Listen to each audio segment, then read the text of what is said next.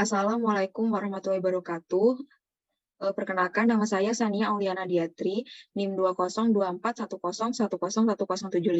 Di sini saya akan mempresentasikan hasil observasi saya. Di sini saya membuat 3 file yang berisi yang pertama adalah file tabung untuk kelas tabung, yang kedua file kerucut untuk kelas kerucut, dan yang ketiga file tes untuk kelas tes agar bisa menjalankan program tersebut. Di sini saya akan menjelaskan untuk kelas tabung terlebih dahulu. Di kelas tabung ini terdapat atribut yang berisi yaitu jari-jari, tinggi tabung, garis pelukis, dan pi dengan tipe data yaitu double. Lalu yang kedua ada nama dengan tipe data string. Lalu di sini ada konstruktor tanpa parameter. Nah, konstruktor ini biasanya dijalankan di awal saat objek itu baru dibuat.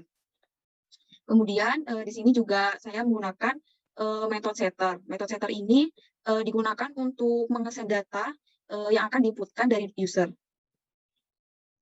Lalu di sini juga ada metode getter. Nah, metode getter ini digunakan untuk mengambil data dari setter agar bisa diakses di main class-nya. Nah, untuk setternya ini saya hanya ada satu metode setter. Lalu untuk getternya terdapat 3, yaitu get jari-jari, get tinggi, dan get pi. Metode ini sama-sama menggunakan tipe double. Nah, di metode getter ini terdapat return. Nah, return ini digunakan untuk mengembalikan sebuah nilai. Jadi, misal kita akan mendefinisikan ke sebuah metode. Di sini adalah metode get jari. Nah, return ini nanti akan mengembalikan nilai dari jari-jari, variabel jari-jari tersebut. Lalu selanjutnya di sini ada metode void tanpa parameter. Di sini saya membuat 3 metode, yaitu void volume tabung, void luas selimut tabung, dan void luas permukaan tabung. Nah, pengertian dari metode void ini adalah suatu metode yang tidak memiliki nilai kembali atau return. Jadi biasanya metode ini digunakan tidak untuk mencari nilai dalam suatu operasi. Untuk mendeklarasinya itu kita harus menambahkan kata kunci void. Lalu selanjutnya di sini saya akan menjelaskan untuk kelas kerucut.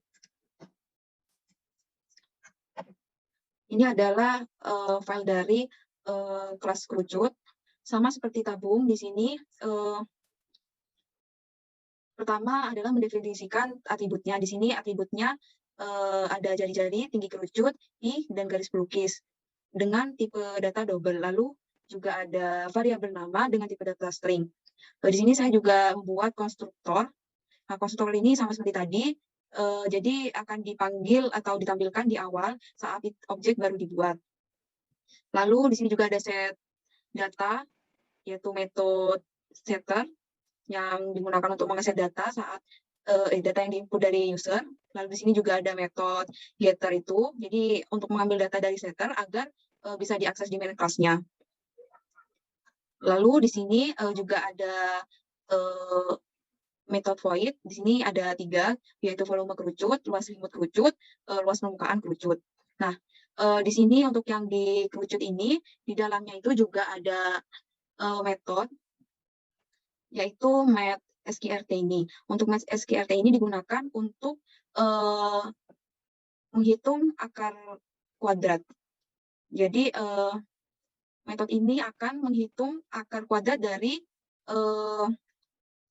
get jari-jari kali get jari-jari ditambah dengan get tinggi kali get tinggi. Jadi hasil dari tersebut akan diakar kuadratkan.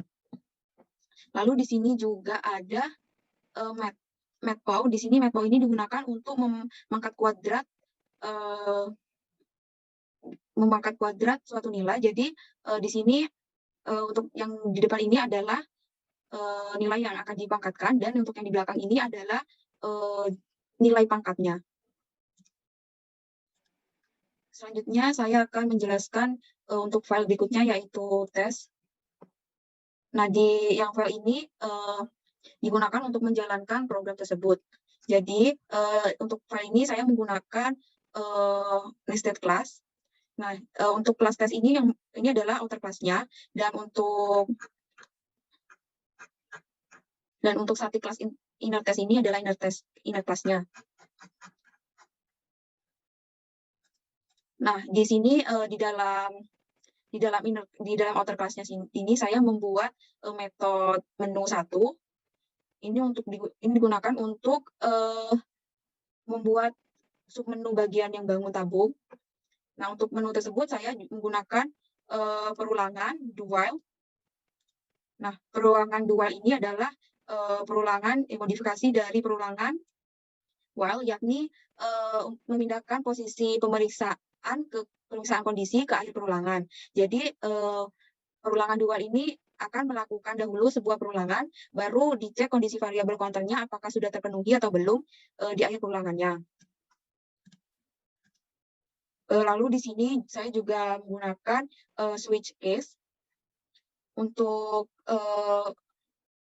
melakukan banyak kondisi tersebut. Jadi switch case ini merupakan sebuah pernyataan atau statement yang dirancang khusus untuk menangani pengambilan keputusan yang melibatkan banyak alternatif pilihan. Jadi pernyataan switch ini akan menyeleksi atau mencari sebuah kondisi yang diberikan, lalu akan membandingkan dengan konstanta yang berada di dalam case. Nah, jika hasilnya itu tidak memenuhi kriteria dari masing-masing konstanta, maka statement yang berada pada default itu akan diproses. Jadi ini konstantanya dan ini adalah statement-nya. Nah, jika ternyata itu sesuai, maka program itu akan berhenti di pilihan tersebut.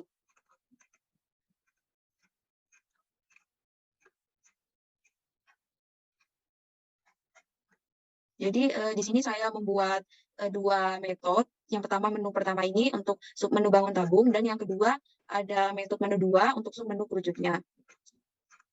Dan untuk menu utamanya saya membuat di driver class yang berada di dalam inner class.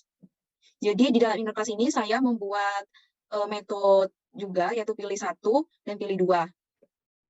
Nah, metode ini digunakan untuk memanggil metode yang ada di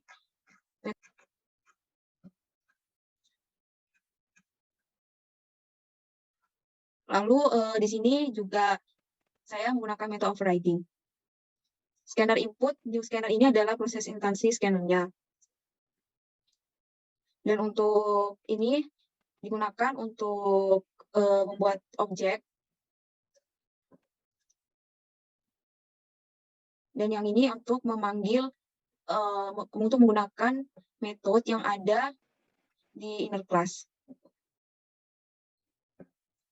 Selanjutnya di sini saya akan menjalankan programnya.